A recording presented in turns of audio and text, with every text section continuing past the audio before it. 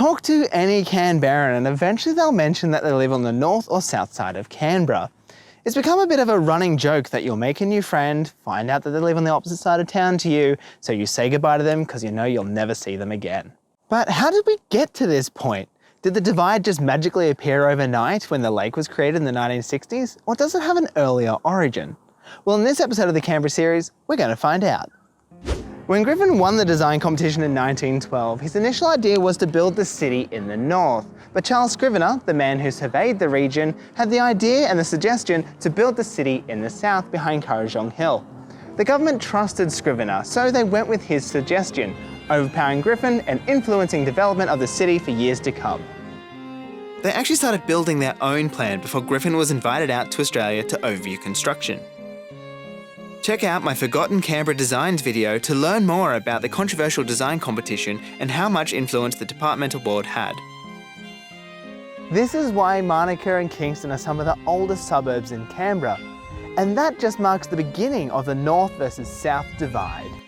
In 1921, the Federal Capital Advisory Committee, also known as the FCAC, was set up to advise the Minister for Works and Railways and to review Griffin's plan. They fought tooth and nail to avoid building Griffin's design, which we are still feeling the impacts of today. Forced by the government to use Griffin's 1918 road layout, the FCAC could only envisage the initial city being built between the Powerhouse and Camp Hill, once again married to the idea of Scrivener's suggested site. Needing to appear that they were building Griffin's plan, they built Civic to be for business in the north, with the residential areas to be built in the south. This period of development introduced a class divide to this geographical divide.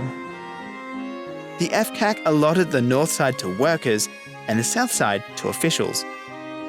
With Southsiders getting bigger plots and permission to use more expensive materials, while Northsiders got smaller plots and had to use cheaper materials such as wood. Development slowed during the Great Depression and the Second World War, after which it increased thanks to friend of the channel, Robert Menzies. He was a bit embarrassed that the Queen came to visit such an underdeveloped city in 1954. A bit like when a teenager invites their crush over but they forgot to tidy their room. Huh. To push the development forward, he moved the Department of Defence from Melbourne and created the National Capital Development Commission in the 1960s.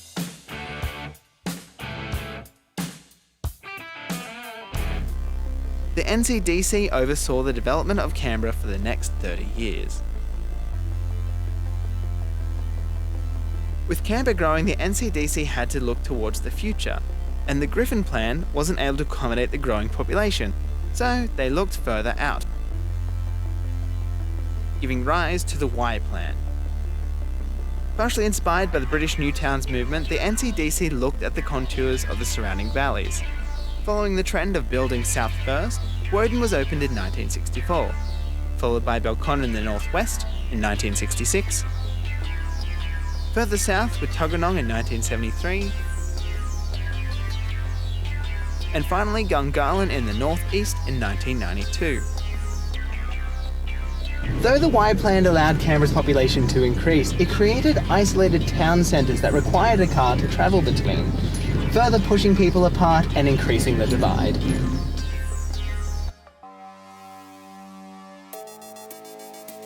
Today, the arguments between North and South boils down to development and government investment. Gungahlin is one of the fastest growing suburbs in Australia and received the first section of light rail, with development of Stage 2 going to take another decade to reach Woden, leaving Tuggeranong in the cold, for now. In 2023, the population centre made it across the lake, making the north side the most populated part of Canberra. As the population grows and development continues in northern suburbs such as Gungahlin and Ginninderry. Each side of the city has its own identity as well. The inner north is known as the Lentil Belt due to their progressive values and often younger population. Canberra in the south likes to claim that it's the largest suburb in Australia, but really it's only the biggest in the ACT. According to an ABC analysis of the 2021 census, they found that Northsiders are more likely to not believe in any god and be under 25, while the richest Canberrans live in the inner south. From its earliest days, Canberra has been a city of two sides, divided by bureaucracy and geography, from hiding from the winds in the south to building light rail in the north. If you've enjoyed this video, feel free to like, comment and share. And if you want to see more, hit that subscribe button.